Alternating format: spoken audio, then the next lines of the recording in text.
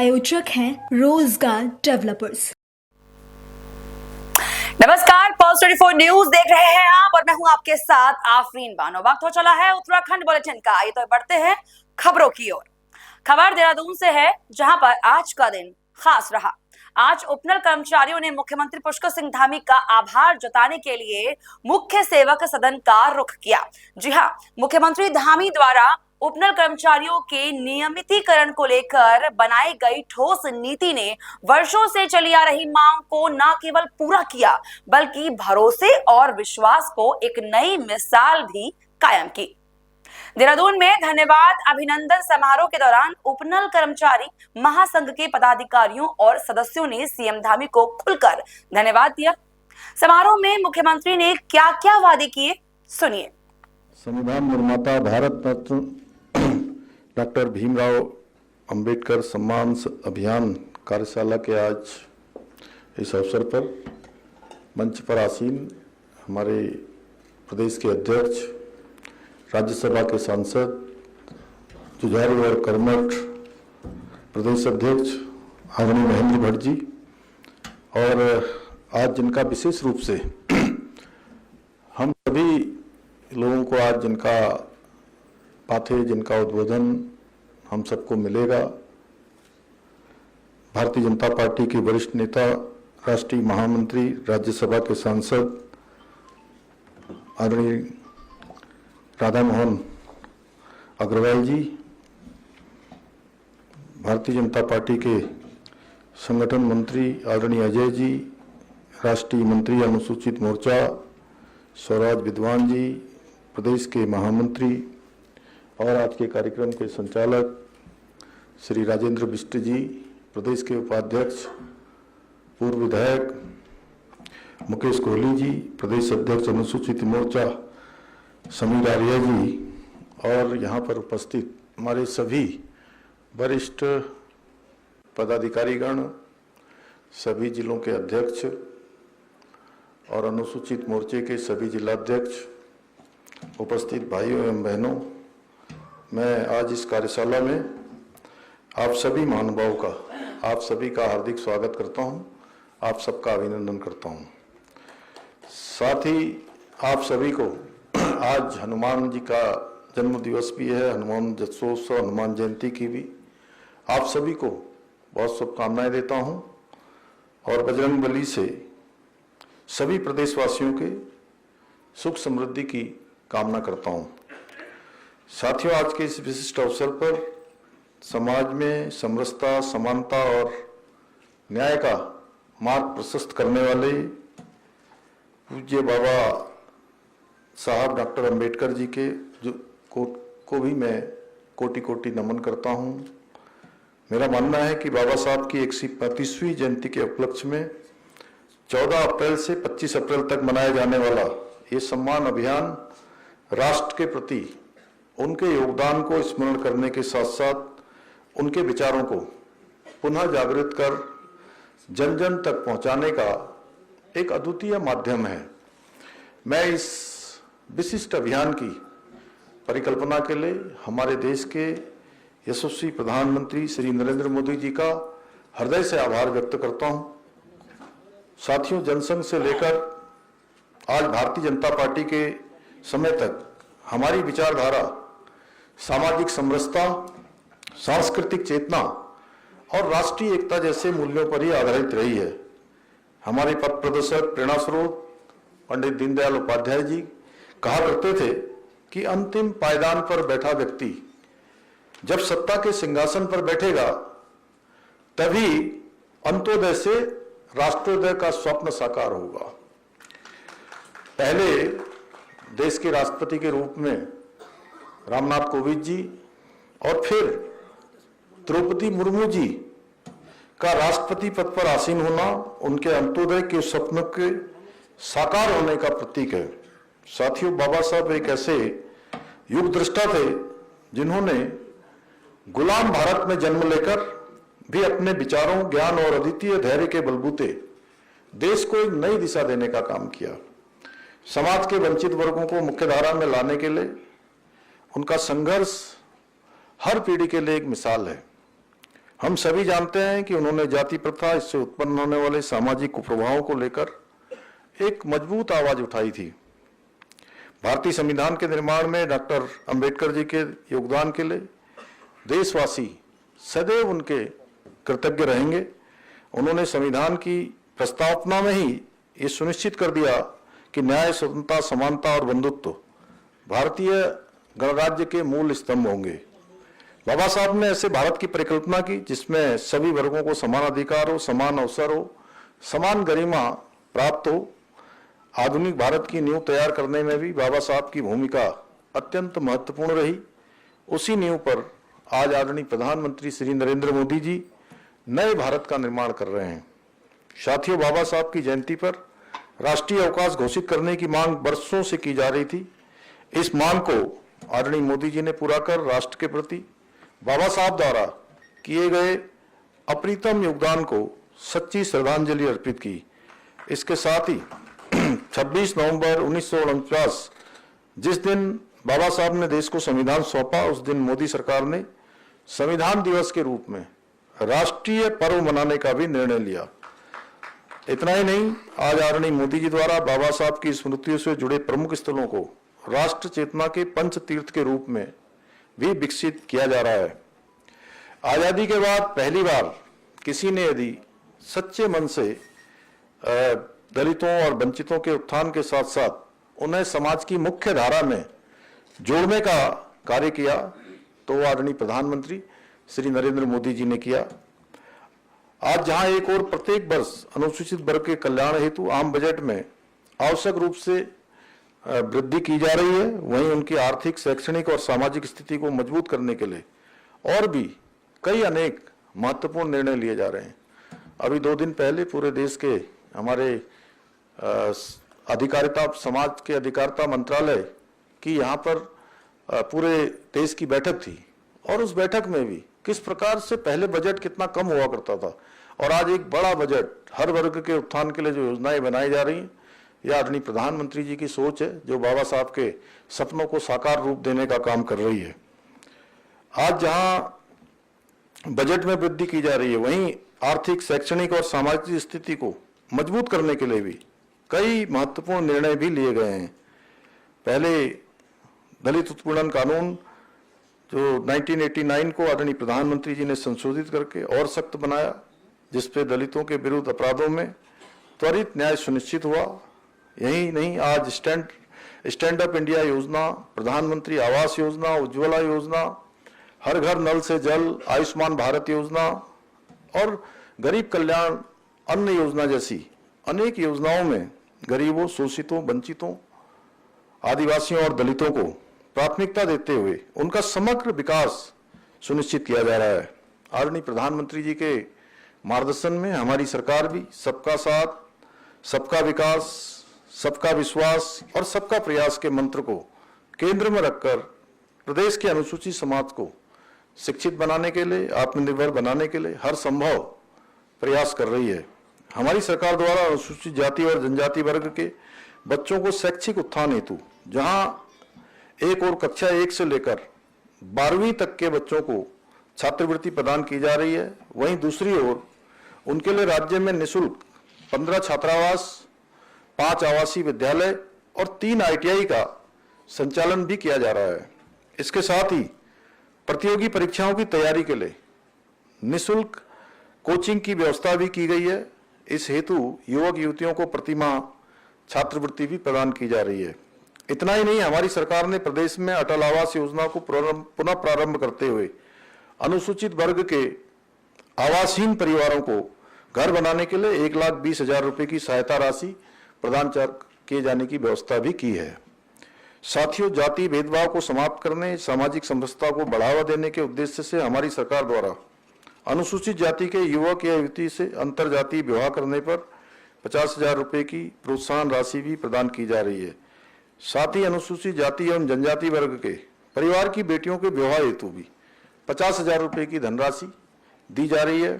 साथियों, आदरणीय प्रधानमंत्री जी के मार्गदर्शन में हमारी सरकार ने बाबा साहब जिसका प्रावधान संविधान बनाते समय और संविधान के निर्माताओं ने किया था कि देश के अंदर सबके लिए एक समान कानून होना चाहिए, उसकी शुरुआत हमारे राज्य में उत्तराखंड में समान नागरिक संहिता लागू कर सामाजिक न्याय और समरसता की स्थापना की दिशा में कदम उठाकर बाबा साहब को सच्ची श्रद्धांजलि अर्पित की है, क्योंकि उन्होंने संविधान निर्माता के रूप में समान नागरिक संहिता को संविधान के अनुच्छेद 44 के तहत राज्य के नीति निर्देशक सिद्धांतों में सम्मिलित किया था।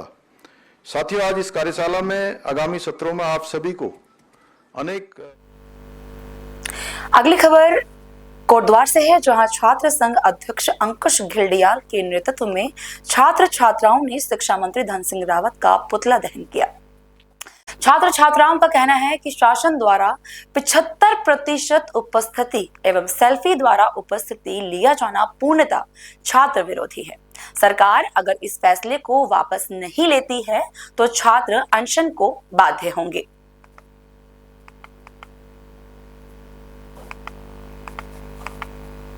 अगली खबर देहरादून से है, जहां मुख्य सचिव आनंद वर्धन ने शनिवार को सुरक्षित, सुगम और सुव्यवस्थित चार धाम यात्रा की तैयारियों को लेकर सचिवालय में अधिकारियों के साथ बैठक की।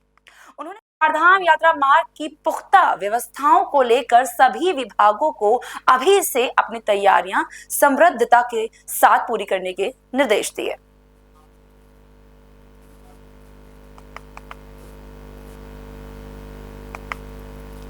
खबर देहरादून से है, जहां मुख्यमंत्री पुष्कर सिंह धामी ने शनिवार को IRDT ऑडिटोरियम में संविधान निर्माता भारत रत्न डॉक्टर भीमराव अंबेडकर के सम्मान अभियान के संबंध में आयोजित प्रदेश कार्यशाला में प्रतिभाग किया। इस अवसर पर मुख्यमंत्री ने कहा कि बाबा साहेब ने अपने विचारों, ज्ञान और धैर्य से देश को कई दिशा प्रदान की।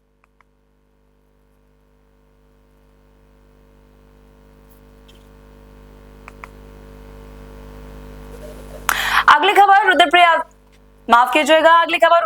से है, जहां स्पंदन केंद्र पठाली बाल विकास परियोजना ऊखी मठ जनपद रुद्रप्रयाग में अप्रैल माह के पोषण पखवाड़े का शुभारंभ किया गया।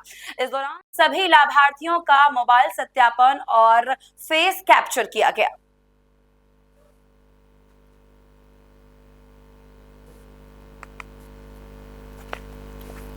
हरिद्वार की पावन धरती पर पहुंची बॉलीवुड के अभिनेता मनोज कुमार की अस्थियां पवित्र मंत्रोच्चारण के साथ गंगा मैया को सौंपी गई। अभिनेता की अस्थियां भीगी आंखों और भावनाओं से भरा हुआ था माहौल। मनोज कुमार, जिनकी देशभक्ति से सजी फिल्मों ने करोड़ों दिलों को छुआ, आज खुद गंगा की गोद में विश्राम को पहुंचे। हरिद्वार से अंतिम विदाई के इस दृश्य ने वहां मौजूद हर शख्स की आंखें नम कर दी। हर की पौड़ी के ब्रह्मकुंड घाट पर विधि पूर्वक बॉलीवुड अभिनेता मनोज कुमार का अस्थि विसर्जन हुआ, जिसमें बेटे विशाल गोस्वामी, कुणाल गोस्वामी और भाई विनय गोस्वामी व अजय सिंह मौजूद रहे।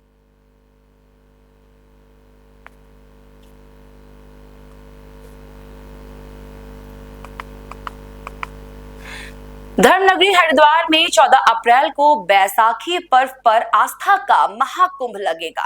लाखों श्रद्धालुओं के गंगा में डुबकी लगाने की संभावना को देखते हुए पुलिस और प्रशासन ने पूरी तैयारियां कर ली हैं। आपको बता दें कि जिलाधिकारी कमेंद्र सिंह और SSP प्रमेंद्र सिंह डोभाल ने अधिकारियों को ब्रीफिंग दी और दिशा निर्देश दिए। सुरक्षा के लिहाज से मेला क्षेत्र को 4 सुपर जोन, 9 जोन और 40 सेक्टरों में विभाजित किया गया है। PSC बल के साथ करीब 800 पुलिसकर्मी चप्पे चप्पे पर तैनात रहेंगे, ताकि किसी भी स्थिति से निपटा जा सके। बैसाखी के स्नान को लेके आज पुलिस ब्रीफिंग हम लोगों के द्वारा की जा रही है और हर वर्ष की भांति इस बार भी बैसाखी में काफ़ी श्रद्धालुओं के आने की संभावना है। पिछली बार रिकॉर्ड लोग आए थे उसमें और उसी के अनुरूप हम लोगों ने जो सुरक्षा व्यवस्था है संपूर्ण मेला क्षेत्र को 4 सुपर जोन में हमने डिवाइड किया है और उसमें करीब 9 हमने जोन बनाए हैं और 40 सुपर सेक्टर बनाए हैं और इसके साथ PSC बल के साथ करीब 700 से 800 हमारा जो कर्मचारी है वो इस पूरे मेला ड्यूटी पर लगा है। मुझे उम्मीद है हमारी जो तैयारियां हैं वो पूर्ण हो चुकी हैं। आज इसकी ब्रीफिंग के बाद हमारा फोर्स आज रात से इसमें लग जाएगा और जो मेला स्नान तक लगातार अनवरत ये ड्यूटी रहेगी। सर हम लोगों ने दो जो हमारे स्ट्रेटजी है उसमें ट्रैफिक के रेगुलेशन के लिए एसपी ट्रैफिक को हम लोगों द्वारा नोडल बनाया गया है और उन्हीं की कॉल पे अगर डाइवर्जन प्लान लागू होता है, ट्रैफिक का दबाव अगर बढ़ता है तो डाइवर्जन प्लान लागू किया जाएगा और बैरागी को हम लोगों के द्वारा अतिरिक्त इसमें पार्किंग स्थल के रूप में चिन्हित किया गया है। वहाँ की व्यवस्थाएं हम लोगों के द्वारा की जा रही हैं। उसके साथ साथ जो जाने वाला जो ट्रैफिक है यहाँ से उसके एग्जिट में कोई दिक्कत ना हो, ऐसे जो बॉटलनेक है उसको भी हम लोगों के द्वारा चिन्हित करके उसमें भी कार्रवाई की जाए। अगली खबर हल्द्वानी से है, जहां हनुमान जन्मोत्सव बेहद धूमधाम से मनाया जा रहा है। आपको बता दें कि काठ गोदाम स्थित हनुमान गढ़ी में 281 किलो के लड्डू का प्रसाद बजरंग बली हनुमान जी को चढ़ाया गया। इस दौरान हजारों की संख्या में भक्त पहुंचे, जिन्होंने हनुमान गढ़ी में भगवान हनुमान जी के दर्शन किए। इस दौरान आयोजक ने बताया कि हर साल हनुमान जयंती के मौके पर विशाल पूजा अर्चना और भंडारों का इंतजाम किया जाता है। आज भी सैकड़ों की संख्या में लोग हनुमानगढ़ में पहुंचे, जिन्होंने पवन पुत्र हनुमान जी के दर्शन किए। प्राचीन हनुमान मंदिर काठधाम हनुमानगढ़ी, इसमें हर वर्ष की भांति ये शोभा यात्रा निकली है और भंडारे का आयोजन है। हनुमान जन्मोत्सव के उपलक्ष्य में सभी क्षेत्र की जनता पूरे दिल से, पूरी श्रद्धा से हनुमान जी के को मानती है। इसी का ये समक्ष सब लोग गवाह हैं, सब लोग साक्षी हैं, सब लोग हनुमान जयंती के उसमें आते हैं। धन्यवाद। अगली खबर देहरादून से है, जहां आज से आईपीएल की तर्ज पर डीसीएल डिपार्टमेंटल क्रिकेट लीग का आयोजन किया जाएगा। राजधानी स्पोर्ट्स कॉलेज एवं Rajiv Gandhi international cricket stadium में इसकी शुरुआत की गई। इसमें राज्य स्तर की विभिन्न सरकारी विभागों की टीम ने हिस्सा लिया और आक्षन के माध्यम से भी टीमों का गठन किया गया। हमारे संवाददाता भूपेंद्र भट्ट ने डीसीएल के मुख्य आयोजक दीपक जोशी से इस बारे में बातचीत की। नमस्कार, मैं Bhupendra Bhatt, pulse 24 news national. आज हम उत्तराखंड राजधानी देहरादून में आयोजित किए जा रहे हैं उत्तराखंड डिपार्टमेंटल क्रिकेट लीग के अवसर पर यहाँ पर स्पोर्ट्स कॉलेज देहरादून रायपुर में पहुँचे हैं और आइए हम यहाँ जानते हैं कि आईपीएल की तर्ज पर जो ये क्रिकेट लीग यहाँ उत्तराखंड डिपार्टमेंटल राज्य स्तर पर शुरू की गई है, उसमें यहाँ जो है एक हमारे जो संयोजक हैं जो यहाँ इसका कार्य को पूरा देख रेख कर रहे हैं, शेखर पंत जी। आइए जानते हैं उनसे कि ये इसका बेसिक उद्देश्य क्या है, किस उद्देश्य के लिए और क्या आपका भविष्य को लेके यहाँ जो उत्तराखंड में आपने जो ये डिपार्टमेंटल लीग है जो शुरू की है, तो पंत जी थोड़ा सा बताएं अपने उसके बारे में प्लीज। जी, हमारे सचिवालय संघ के पूर्व अध्यक्ष श्री दीपक जोशी जी के नेतृत्व में, वही इसके डायरेक्टर है, हमने एक ऐसी लीग शुरू की है उत्तराखंड क्रिकेट, जो कर्मचारी पूरे राज्य की 11 टीमें बनाई गई हैं। अपने व्यस्ततम समय में से कैसे खेल को भी बढ़ावा दिया जा सके, राज्य में नशे से कैसे बच्चों को दूर रखा जा सके, आईपीएल की तर्ज पे कि सिर्फ कर्मचारी फाइलों के बोझ तले दबा न हो, अपने फील्ड में भी अपने यहाँ पर जौहर दिखाए, इसलिए इसका आयोजन किया गया है। अच्छा, ये एक चीज़ और बताइए कि इसमें जो बेसिकली ये बिल्कुल वही सेम पैटर्न जो है जो आईपीएल का है, यहाँ पर ऑक्शन भी शायद हुआ है। कितनी टीमें हैं यहाँ पर अभी? 11 टीमें हैं। बिल्कुल आईपीएल की तर्ज पे ही ऑक्शन हुआ है और हर विभाग ने अपनी टीम बनाई है। ओके, आईपीएल की तर्ज पे इसका आयोजन किया जा रहा है। इसमें किस कहाँ की टीमें, कौन से डिपार्टमेंट से या किस थोड़ा उसमें आप मुझे बताएं कि कुछ सचिवालय की टीम है इसमें, एमडी की टीम है इसमें, एमडीए की भी, जी एमडीए की है, पुलिस की है, एफडीए की है और भी अन्य बहुत से विभागों की टीमें हैं, 11 विभागों की। तो इसकी शुरुआत ये प्रथम ये पहला ऑडिशन है इसका। अच्छा, तो इसके बाद ये और मैचेस करने का क्या उत्तराखंड में और भी जो स्टेडियम है इस तरह के वो हैं, वहाँ भी ऐसे पंतनगर वगैरह में भी? जी इसकी आगे देखते हैं हम, इसकी कार्य योजना बनाएंगे कि और भी शहरों में हो और भी उस शहर के सभी जो यहाँ नहीं खेल सके, जिनका उस जगह नजदीक है, आगे इसको बढ़ावा देने के बारे में विचार किया जाएगा। अच्छा, इसमें अदर देन जैसे जो डिपार्टमेंट के अलावा भी जो और भी बहुत सारे ऐसे बच्चे हैं जो क्रिकेट में अपना भविष्य बनाना चाहते हैं, बहुत ही टैलेंटेड लोग हैं। कहीं ना कहीं ये एक शुरुआत है उत्तराखंड में, क्योंकि international cricket stadium Rajiv Gandhi international बना ही इस तर्ज पे था जब यहाँ उत्तराखंड बना था। तो उसके बाद लेकिन देखा गया कि क्रिकेट का तो उत्तराखंड में इतना ज़्यादा वो नहीं है, लेकिन ये एक अच्छी शुरुआत आप लोगों की तरफ से की गई है। तो इसमें जो है सरकार की तरफ से भी आपको कुछ योगदान और सहयोग मिल रहा है कि प्रोत्साहन मिल रहा है यहाँ का जो डिपार्टमेंट? अभी तो सरकार का ऐसा कोई योगदान नहीं है। हमारे अध्यक्ष जी दीपक जोशी जी और हमारी जो टीमें हैं, कर्मचारी हमारे जो सभी ने मिलजुल के एक ही आयोजन किया है। अच्छा, ये आपके अपने स्तर पे हो रहा है? हमारे अपने स्तर पे है। सरकार का अभी आपको कोई सहयोग नहीं? कोई ऐसा सहयोग नहीं है। और जो यहाँ BCCI जो अभी बताते हैं कि उत्तराखंड को उस बोर्ड में अभी कुछ मान्यता मिली है, क्या मतलब ये? इसकी मुझे जानकारी नहीं है। इसकी जानकारी नहीं है। अच्छा, ठीक है। चैनल से बात करने के लिए बहुत बहुत धन्यवाद पंडित। आपका भी धन्यवाद। और आइए, अब एक प्रथम जो मैच हुआ अभी आपने देखा, उसमें विनिंग टीम रही और अब जो है मुकाबला दो टीमों पे है, जिसमें इरिगेशन डिपार्टमेंट है और ऊर्जा डिपार्टमेंट है। तो ये इरिगेशन की टीम है जी। इरिगेशन आपका शुभ नाम? मैं प्रवेश सेमवालू सर। जी प्रवेश जी, बताइए फिर क्या तैयारी है और इस बार आप कैसा लग रहा है, क्योंकि ये कहीं ना कहीं बिल्कुल एक फीलिंग आपको वो IPL वाली जो आ रही है या नहीं आ रही, क्योंकि यहाँ आज मौसम भी इतना खूबसूरत हो गया है। बिल्कुल, जब डिपार्टमेंट क्रिकेट की बात आती है और खासकर ऐसा फॉर्मेट आता है तो IPL वाली फीलिंग बिल्कुल लाजमी है।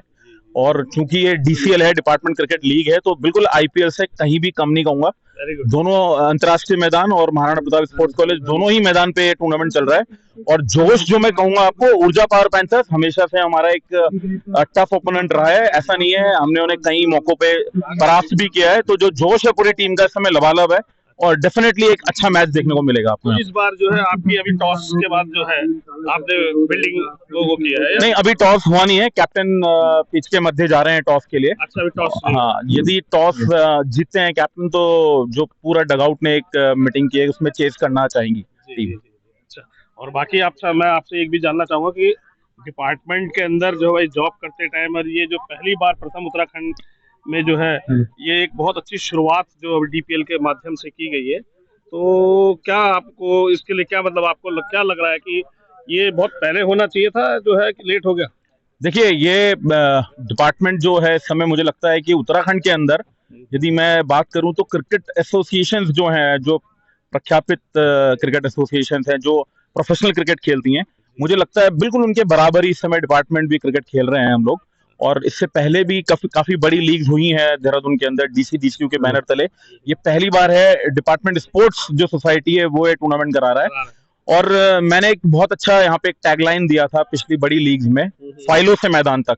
तो उसी की तर्ज पे फाइलों से निकल के जो कर्मचारी है, अपना जो स्ट्रेस लेवल है, और प्रधानमंत्री माननीय मोदी जी की भी जो सोच रही है फिट इंडिया मूवमेंट, और अब उत्तराखंड के धामी जी की भी सोच है कि फिट उत्तराखंड मूवमेंट, उसके तहत अब फाइलों से निकल के बाहर जो कर्मचारी हैं अब वो मैदानों तक आ रहे हैं। और उसी की तर्ज पे एक बड़ा cricket league, department cricket league, जिसका एक अलग ही ऑरा बना के दिया है दीपक जोशी जी ने डिपार्टमेंट स्पोर्ट्स ग्रुप के बैनर के तले, तो एक बहुत बड़ी प्रतियोगिता। तो इसमें आपको जो BCCI है या जो भी यहाँ का क्रिकेट बोर्ड है उसकी कोई सहायता मिल रही है इस बार? देखिए, बिल्कुल, ये जो हमारा जो भी, चाहे मैं आपको डिपार्टमेंट स्पोर्ट्स ग्रुप जो जिसकी अध्यक्षता कर रहे हैं दीपक जोशी जी, या department cricket development committee of Uttarakhand, जो ये दो बड़े ग्रुप्स हैं डिपार्टमेंट क्रिकेट के लिए, ये बिल्कुल पैरेलल ग्रुप्स हैं। इसका किसी भी प्रोफेशनल एसोसिएशन से कोई मतलब नहीं है। लेकिन मैं ये जरूर कहूंगा कि जो लेवल है अब क्रिकेटर्स का, यदि एक यहाँ से कंबाइंड टीम बने और एसोसिएशन की एक कंबाइंड टीम बने, उनका मुकाबला हो, तो हम कहीं भी उनसे 19-20 ही मैं मानूंगा। मुझे लगता है कि एक बहुत टफ यहाँ पे मैच हो सकता है अगर ऐसा कभी सामने आया तो फ्यूचर में। चैनल से बात करने के लिए बहुत बहुत धन्यवाद। हमारी अग्रिम शुभकामनाएं आपकी टीम को। Thank you. नमस्कार, आज हम लोग ये महाराणा प्रताप स्पोर्ट्स कॉलेज में आए हुए हैं जहाँ पे क्रिकेट की लीग चल रही है। तो अभी हम चौधरी साहब के पास बैठे हैं जो वाइस प्रेसिडेंट है, तो इनसे जानते हैं जरा इस लीग के बारे में। तो चौधरी साहब, जरा बताइए, जो इस टाइप की जो आपने क्रिकेट की जो लीग कराई है बिल्कुल IPL के तौर पे, तो इसमें आपने खाली डिपार्टमेंट की ही टीमें ली हैं, तो इसमें आपने जो जैसे उत्तराखंड के जो बच्चे हैं टैलेंटेड हैं, तो उनको लेके नहीं बनाया, इसके बारे में कुछ कहेंगे आप?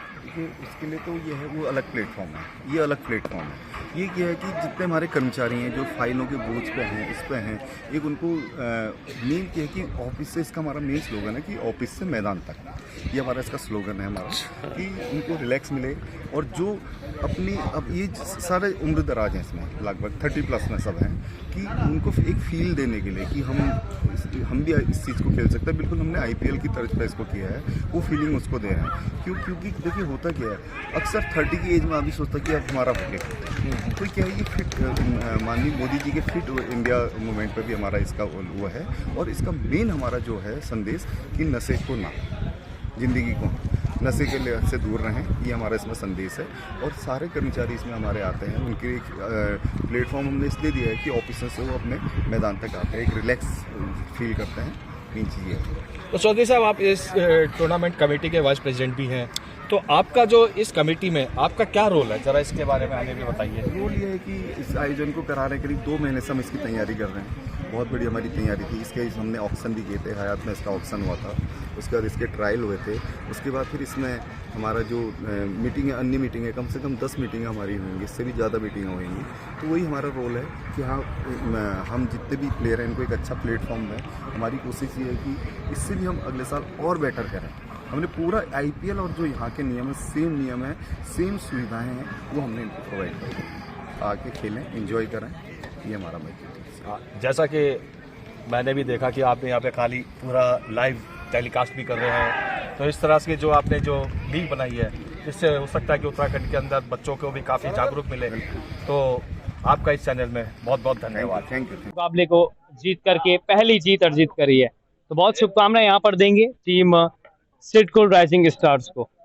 आइए, वक्त हो चला इस मैच के फाइटर ऑफ द मैच और मैन ऑफ द मैच को देने का, मगर इस अवार्ड को देने के लिए हमारे बीच में मौजूद हैं श्रीमान अनिल काला सर। वेलकम, स्वागत करेंगे। हमारे बीच में इस समय मौजूद मैन ऑफ द मैच देने के लिए श्रीमान शेखर पंत सर। तो अभिनंदन, स्वागत आप सभी दोनों का। साथ में यूके चीफ श्रीमान भूपेंद्र पंत सर हमारे साथ मौजूद हैं, वेलकम, उनका भी स्वागत। और वीरेंद्र सर भी हमारे साथ मौजूद, उनका भी वेलकम। आइए बुलाते हैं, आज के फाइटर ऑफ द मैच रहे हैं अजय जोशी।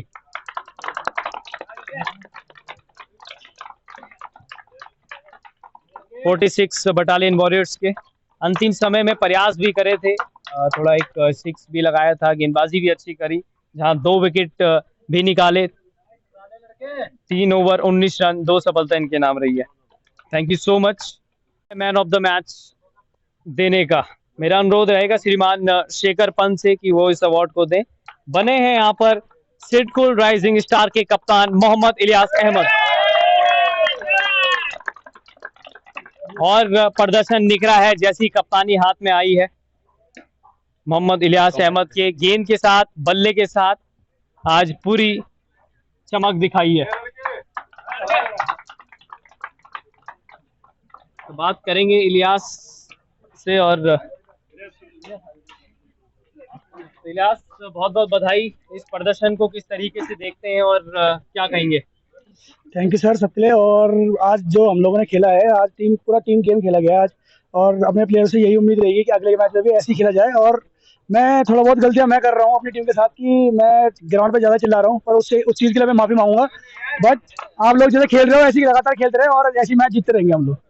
इस स्क्वाड को देख के, अपनी पूरी टीम का स्क्वाड देख करके क्या लगता है आपको, जिस तरीके की सिडको राइजिंग स्टार की टीम है? भाई मैंने पहले ही कहा था कि हमारी टीम बहुत अच्छी टीम है। मैंने पूरा टूर्नामेंट टीम देख ली है अभी तक, ऑलमोस्ट जितनी टीमें देखी है हमारी टीम बहुत अच्छी लगी है, और बैलेंस टीम है, बॉलिंग भी अच्छी है और बैटिंग भी अच्छी है। तो इसलिए हम कोशिश ये करेंगे कि हम खेलें आगे तक, जितना अच्छा क्रिकेट खेलेंगे उतना आगे जब बढ़ते रहेंगे। All the best for upcoming matches. ये थे मोहम्मद इलियास अहमद। फिलहाल के लिए इतना ही, आगे दूसरे मुकाबले के साथ जरूर जुड़ेंगे आपके साथ। तब तक के लिए जय हिंद, जय भारत, जय उत्तराखंड। अभी जो टीम हारी है यहाँ से, तो उनके बाद उनसे कुछ पूछते हैं कि जरा इस मैच के बारे में कुछ बताएंगे आप, कैसा रहा? हार के कारण क्या रहा आपका? हार का कारण एक तो सर थोड़ा फील्डिंग हमसे 2-3 कैच छूटे, और एक हमें स्टार्ट हमने अच्छा नहीं दे पाए, तो ये मेन रीजन है ये सर हार के कारण। अच्छा, और इसके अलावा बाकी तो मुझे नहीं लगता कि हार के कारण है, मेन 2 ये, इस पे हम इम्प्रूवमेंट करेंगे आगे। बॉलिंग हमारी अच्छी रही। हाँ जी। तो यहाँ पे कैसा लगा, यहाँ पे इस वक्त ये जो IPL की तरह जो तुम DPL खेल रहे हो, यहाँ पे आपको कैसा महसूस हो रहा है इसको खेलते हुए? बहुत अच्छा लग रहा है सर, यहाँ पे एक अच्छा मतलब एक्सपीरियंस है यहाँ पे। अच्छा प्लेटफॉर्म मिला आप लोगों को? बिल्कुल बिल्कुल अच्छा प्लेटफॉर्म मिला, और आगे भी ऐसी मौका मिलता रहे तो मजा आएगा। तो बहुत बहुत धन्यवाद आपका इस चैनल में आने का। आइए, जो DCL प्रतियोगिता Raipur cricket stadium, Rajiv Gandhi international cricket stadium में आयोजित की जा रही है, और एक मैच अभी हमने आपको देखा है कि स्पोर्ट्स कॉलेज ग्राउंड में हो रहा है, और ये जो है यहाँ पर क्रिकेट स्टेडियम जो है उस पर आयोजित किया जा रहा है। आइए जानते हैं DCL के जो आयोजक हैं, जो प्रेसिडेंट हैं, उनसे हम जानते हैं, दीपक जोशी जी से। नमस्कार। नमस्कार जी। दीपक जी, आपको एक तो सबसे पहली बात है हमारी तरफ से अग्रिम शुभकामनाएं पल्स 24 न्यूज़ की तरफ से। और आपने इतना बेहतरीन, जिसे कह सकते हैं कि ये एक ऐसी अच्छी शुरुआत कर दी है तो कहीं ना कहीं मील का पत्थर साबित होगी। और स्पोर्ट्स प्रेमियों को, जो उत्तराखंड में जिस तरह से अभी नाभि सरकार द्वारा नेशनल अभी खेलों का आयोजन हुआ और एकदम बिल्कुल उसी सीरीज में जो है आपने ये है, तो ये प्रेरणा कहाँ से आई और इसमें ये शुरुआत जो हुई है, मैं समझता हूँ जहाँ तक कि एक लेट शुरुआत हुई है लेकिन देर आए दुरुस्त है। निश्चित रूप से जितने भी हमारे प्रदेश के युवा खिलाड़ी हैं अपनी खेल प्रतिभाओं को दिखाना चाहते हैं और उनमें वो सब सामर्थ्य भरा हुआ है जो एक खिलाड़ी में होना चाहिए। और दूसरा, हम युवाओं को नशे से दूर रहने का भी आह्वान इस प्रतियोगिता के माध्यम से करना चाहते थे और इसीलिए कड़ी को देखते हुए इस DCL संस्करण का आयोजन कराया गया, जिसमें हम लोगों ने कर्मचारी, विभागीय अधिकारी कर्मचारियों के लिए एक नया मुकाम बनाने की कोशिश करी, जिसमें उनको मौका मिल सके बड़े इंटरनेशनल ग्राउंड में खेलने का और अपनी प्रतिभाओं को दिखाने का। आप देख रहे होंगे कि जिस तरह का टूर्नामेंट चल रहा है वो टूर्नामेंट कहीं ना कहीं मिनी IPL की याद दिलाता है और कहीं ना कहीं मिनी IPL के रूप में हमें स्थापित किया है। अगले साल हम इसको और बड़ा करेंगे और खिलाड़ियों को वो हर सब सुविधाएं हम लोग देना चाहते हैं जिसके वो लिए वो प्रयासरत हैं और खेलना भी चाहते हैं। खिलाड़ियों को अच्छा मैदान मिला है, खिलाड़ियों को अच्छी सुविधाएं मिली हैं और खिलाड़ियों को अच्छे मैच खेलने के अवसर हमने दिए हैं। साथ साथ वो तमाम दूर दराज से जो खिलाड़ी अपने सरकारी कामकाज में ही दबे रहते हैं, उनको भी एक मौका है वो गेट टुगेदर करें और कुछ टाइम 10-15 दिन के लिए जो मैचेस चलते हैं उस बीच एक सौहार्द बना रहे और लोगों को ये पता चल सके कि ये कौन प्लेयर कहाँ हमारे डिस्ट्रिक्ट में अच्छा खेलने वाला है जो देहरादून में अपनी प्रतिभा दिखा रहा है। ये तो वाकई में एक बहुत अच्छी शुरुआत आपने की है। कहीं ना कहीं डिपार्टमेंटल जो क्रिकेट लीग है, इसके माध्यम से जो कई ऐसे लोग हैं जो टैलेंट हैं, जो नौकरी तो कर रहे हैं लेकिन उनका असली टैलेंट जो स्पोर्ट्स के बहुत अच्छे, जिसे कह सकते हैं ज्वेल्स हैं, वो भी सामने आ सकते हैं। और कहीं ना कहीं यहाँ से उत्तराखंड में, क्योंकि उत्तराखंड को रिप्रेजेंट तो करते हैं धोनी जी और कई और के, लेकिन वो उत्तराखंड के लिए कभी खेलते नहीं है। तो लेकिन मुझे लगता है कि भविष्य में आपकी शुरुआत से यहाँ से भी कुछ एक अच्छी टीम और अच्छे ऐसे खिलाड़ी यहाँ से आए जो इंटरनेशनल लेवल पे जो है इसको खेलें। तो अच्छा, एक चीज और मैं आपसे जानना चाहूंगा कि यहाँ पर जो उत्तराखंड स्पोर्ट्स जो हमारा वो है विभाग रेखा आर्य जिसकी पूरे वो करते हैं, तो उनसे कहीं आपको कुछ सहयोग और ये ऐसी कुछ? देखिए, हमें सभी का सहयोग मिलता है और सभी का मॉरल सपोर्ट है, माननीय मुख्यमंत्री जी का, माननीय खेल मंत्री जी का और तमाम लोग, तमाम अधिकारियों का जो खेल को बढ़ावा देते हैं। और निश्चित रूप से हम खेल के खिलाड़ियों को बढ़ावा देते हुए उत्तराखंड का राज्य जहां का नाम जहां रोशन हो, ऐसे काम हम लोग करना चाहते हैं। और इन खिलाड़ियों से हम लोग उम्मीद करते हैं खिलाड़ी आगे चलकर, इसमें बहुत यंग लड़के इसमें खेल रहे हैं, 20-22 साल के लड़के भी हैं, 24 साल के लड़के भी हैं, इनका भी भविष्य है और ये भविष्य कहीं ना कहीं अपने खेल से हम इनका निखार के आगे ले आना चाहते हैं, कहीं किसी प्लेटफॉर्म इनको मिले और उस प्लेटफॉर्म पे ये उत्तराखंड का नाम रोशन करें। ये जो आपकी जो सोसाइटी है जो है किस नाम से है? अपने डिपार्टमेंट स्पोर्ट्स सोसाइटी के नाम से हम लोगों ने रजिस्टर्ड कराई है और इसमें सभी खेलों को इसमें दिया गया है, सम्मिलित किया गया है और अभी पहला संस्करण क्रिकेट का किया गया है। इसके बाद हम लोगों का बैडमिंटन, फुटबॉल या जो भी अवसर हमें मिलेंगे उस अवसरों को हम लोग कैच करेंगे और खिलाड़ियों को, तमाम वो खिलाड़ी जो खेलना चाहते हैं इस बैनर के नीचे हम उनको खिलाएंगे और एक विकसित भारत, विकसित उत्तराखंड का हम लोग निर्माण करेंगे।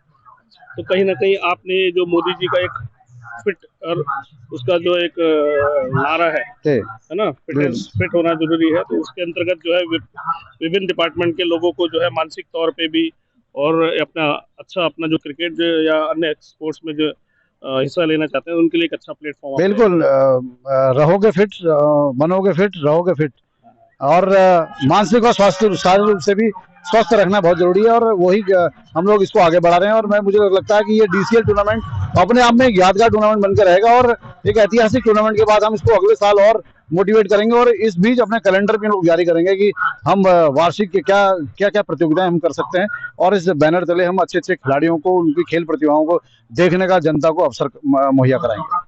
Thank you. चैनल से बात करने के लिए दीपक जी बहुत बहुत धन्यवाद। नमस्कार। उत्तराखंड बुलेटिन में मेरे साथ बस इतना ही। देश व दुनिया की तमाम बड़ी खबरों से जुड़े रहने के लिए देखते रहिए पल्स 24 न्यूज। नमस्कार। इस प्रोग्राम के प्रायोजक थे रोजगार डेवलपर्स।